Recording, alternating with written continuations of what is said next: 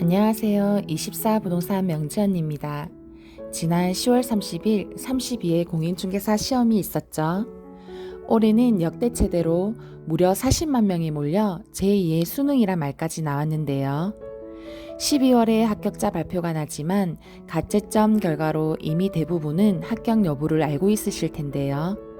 시험을 치고 나서 이맘때쯤이면 합격하셔서 앞으로의 진로를 걱정하시는 분, 일단은 합격의 기쁨을 누리고 계신 분, 불합격하셔서 포기하시는 분, 또 재도전을 준비하시는 분, 재도전 할까 말까 고민이신 분들 등 여러 가지 생각이 많은 시기인 것 같습니다.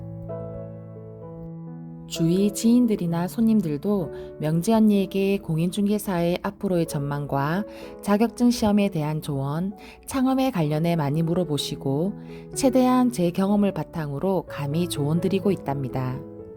그래서 오늘은 명지 언니 공인중개사 시험 수기를 영상으로 만들어 봤는데요. 3개월 동차 합격, 단기 합격의 비밀 등 유튜브나 블로그 수기가 넘쳐나지만 개개인마다 놓여진 여건과 공부 방법, 목표가 틀리므로 가벼운 마음으로 시청해 주시고 개인적으로 저는 엄청 힘든 여건 속에 공부해서 합격한 케이스라고 스스로 자부하므로 혹시 불합격하셔서 힘든 하루를 보내시며 재도전을 망설이시는 분, 직장일이나 살림과 육아와 병행하며 공부해야 하는 상황에 동기부여가 필요하신 분들은 꼭 시청하시길 바랍니다. 전에 구독과 좋아요, 알림 설정 부탁드리며 자격증 수험생 시기로 감정이입이 너무 돼서 중간중간 사투리가 격하게 나오더라도 예쁘게 봐주세요. 저는 자격증을 따기 전에 부동산에서 실무를 먼저 한 케이스인데요. 부동산 거래를 하다 보니 가하게 지출되는 중개수수료를 아끼고 싶었고 아는 부동산 소장님이 좋은 물건은 일반인들에게 가기도 전에 가족과 지인에게 다 간다라는 말이 머릿속에 콱 박혀 우연한 기회에 부동산에서 일을 하게 되었습니다. 사실 우연한 기회라기보다는 큰 결심하여 작정하고 부동산에 취직했습니다. 당시 아직 엄마 손이 많이 필요한 어린 두 아이의 엄마이기에 저녁 7시까지 근무해 많지 않은 월급은 제 딴에는 큰 결심이었습니다. 몸은 많이 힘들었지만 다행히 적성에 맞았고 일이 재미있었습니다. 그렇게 열일하던 중 계획에도 전혀 없던 내 생애에 이런 일이 일어날 줄 상상조차 못했던 셋째를 임신했습니다. 적지 않은 나이에 둘째랑도 나이 차도 좀 나고 어쨌든 남편이랑 금술이 좋았다고 해두겠습니다. 둘째까지는 거의 막달까지 일을 했었는데 셋째는 저도 나이가 있어서 그런지 안내 다니는 일이 많이 힘들더군요. 그래서 소장님께 임신 사실을 알리고 퇴사하였습니다.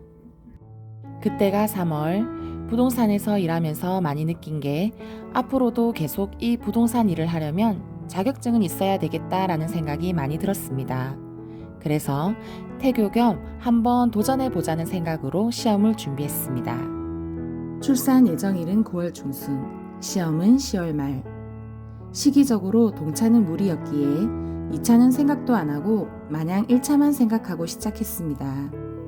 왜 그랬는지는 모르겠지만 1차에 합격할 경우 손 많이 가는 아이 둘에 신생아까지 돌보며 2차를 준비한다는 것은 어찌 보면 무모한 일인데 아마 1차는 떨어질 거라는 전제하에 경험 한번 쌓아보고 태교로 공부한다는 생각이 더 강했던 것 같습니다. 남편은 나름 본인의 일이 바빠서 도와줄 수 없는 상황이라 남들처럼 학원 문턱은 밟을 수도 없었고 인강도 평생 회원권 끊어놓고 5년째 공부하고 있는 친구랑 아이디 공유하며 공부하였습니다. 공인중개사인 소장의 위치가 아닌 중개보조원의 위치에서 일했기에 손님 안내와 응대는 자신 있었지만 민법, 공법, 세법 등에 관한 깊이는 전혀 없었기에 저의 실무 경험은 시험에 그닥 유리하게 작용하지 않았습니다. 아내로서, 엄마로서 기약해야 될 일들, 챙겨야 할 일들이 넘쳐나는데 돌아서면 잊어버리고 또 돌아서면 잊어버리고 시험 공부가 내 머릿속에 비집고 들어올 자리는 도무지 없는 것처럼 느껴졌습니다. 온전히 공부에 집중할 수 있는 시간은 하루에 고작 3, 4시간 정도. 공부할 시간이 절대적으로 부족한 저는 틈나는 대로 꾸준히 공부했습니다. 나름의 공부 방법으로 첫 글자를 따서 외우는 암기법은 많은 도움이 되었고, 그때 외웠던 것은 아직까지 그대로 기억에 남아 실무에도 많은 도움이 되고 있습니다. 시간은 금세 흐르고 시험과 출산이 코앞으로 다가왔습니다. 몸도 점점 무거워지고, 사실 몸보다는 마음이 더 무거워졌습니다. 막판 스퍼트를 해야 될 시기에 저는 잠시 책이랑 작별 인사를 하고 출산을 하고 또 산후조리원에 입소했습니다. 그 당시 시험이고 뭐고 내가 왜 이 시기에 굳이 이 시험을 준비했나 싶기도 하고 그냥 다 포기하고 싶었습니다. 아기가 뱃속에 있을 때 제일 편하다는 말이 있죠. 10월 초 산후조리원에서 나와 시험 치는 날까지 일찍 아기 재우고 공부하기 위해 매일 밤 포대기로 아기를 넣고 아파트 놀이터를 수십 번 돌며 공부했던 것만은 잊어버리지 말자라는 심정으로 인내의 밑바닥까지 경험하며 신생아 키우는 엄마가 다 그렇듯 전날 밤도 꼬박 새다시피 하여 시험장에 갔습니다. 당연히 공부를 많이 못했기에 시험은 너무 어려웠고 다치고 시험장을 나오면서 떨어졌겠구나. 그래도 좋은 경험이었다. 그래도 태교에는 도움이 됐겠지? 임신해서 민법책 많이 읽었으니 커서 막내는 판사나 검사가 되려나 라며 스스로를 위안하며 툴툴 털어버리고 시험장을 나오는데, 시험 치는 장소는 왜 그렇게 고바위에 있는지 택시도 안 잡혀 혼자 한참을 걸어 내려오면서 마음도 춥고 몸도 춥고 뼈도 시리고 허리도 아프고 아주 많이 서러웠습니다. 정말 이 공인중개사 시험은 사람을 서럽게 하는 재주가 있는 것 같습니다. 그날 신랑 퇴근 후 떨어졌을 거라고 쿨하게 말한 후 같이 채점을 해보았습니다. 결과는 2문제 차이로 합격. 고생하면서 공부했더니 운이 따라줬구나 싶었습니다. 그러나 기쁨도 잠시. 2차는 또 어떻게 치지? 라는 생각으로 겁이 나고 막막했습니다. 결과 발표가 나고 몇 달 동안은 2차 시험을 쳐야 할지 말아야 할지 고민했었습니다. 그렇게 초조하게 시간은 흐르고 1차 합격을 포기할 수 없었기에 딱 1년만 더 버텨보자라는 심정으로 2차에 도전하였습니다.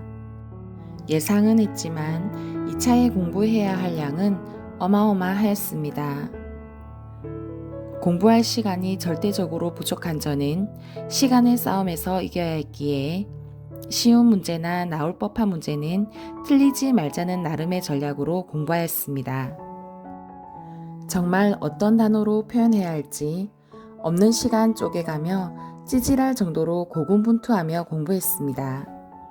학원을 다니고 공부할 여건이 되는 수험생들이 너무너무 부러웠습니다. 2차 시험날이 다가오자 이번에는 1차 때와 틀리게 마음이 평온해졌습니다.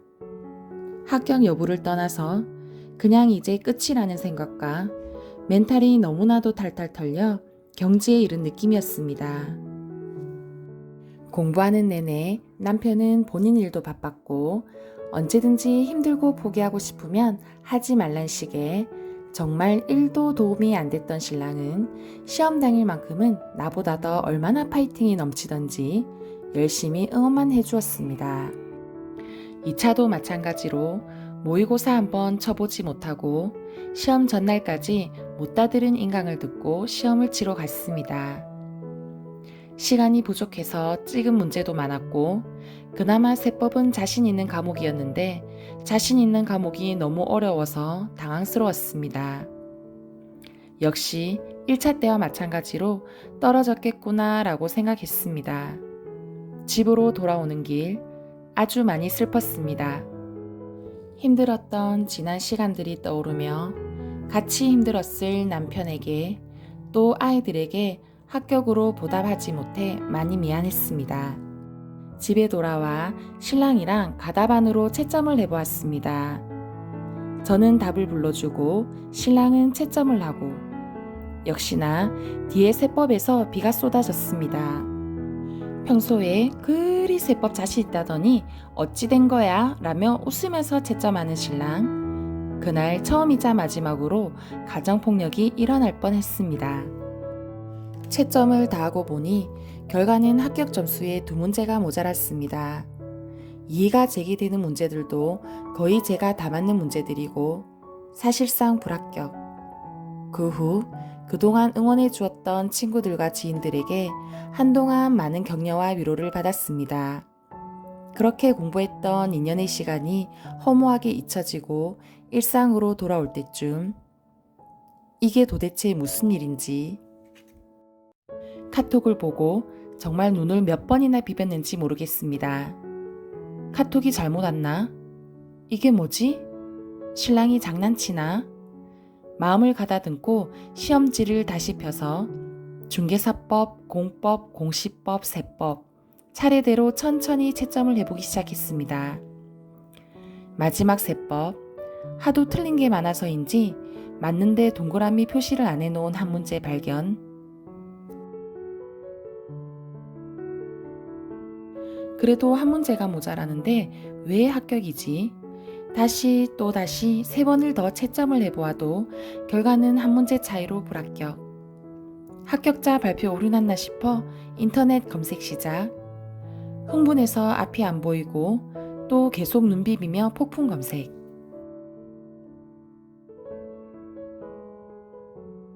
이의제기 문제가 한 문제 통과되는데 그게 내가 틀린 그 한 문제였습니다.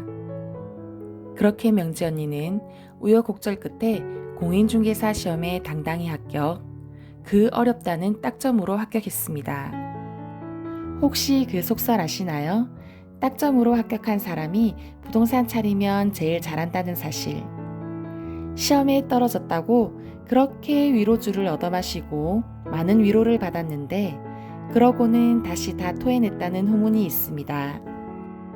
공인중개사를 준비하시는 분들 대부분은 직장을 다니면서 또는 아이를 키우면서 등등 힘들게 공부하고 계신 분들이 많은 걸로 압니다. 주어진 여건에 최선을 다한다면 저처럼 큰 행운도 따라주지 않을까 하는 생각으로 제 영상이 중간에 포기하고 싶은 분들과 도전을 망설이시는 분들께 조금이나마 힘이 되었음 하는 바람입니다.